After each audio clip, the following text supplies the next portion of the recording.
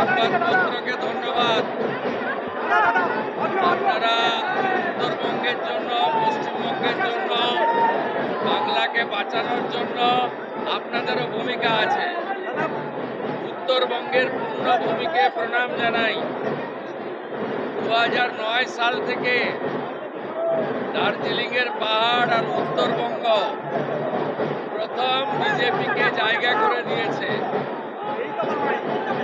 উত্তরবঙ্গের জন্য মাননীয় প্রধানমন্ত্রী নরেন্দ্র মোদীজি, ভারতীয় জনতা পার্টি সংকল্পপত্রে যা যা বলেছে সেগুলো পূরণ করার মধ্য দিয়ে 2009 সাল থেকে ভারতীয় জনতা পার্টিকে উত্তরবঙ্গে আপনারা প্রবেশের সুযোগ এবং স্বীকৃতি দেওয়ার জন্য উন্নয়নের মাধ্যমে আমরা সেই ঋণ শোধ করব।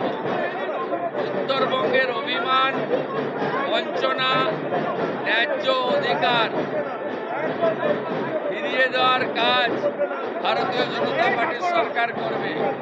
প্রত্যেক মাসে মুখ্যমন্ত্রী সহ মন্ত্রিসভা, সরকার উত্তরবঙ্গের কাছে পৌঁছে যাবে।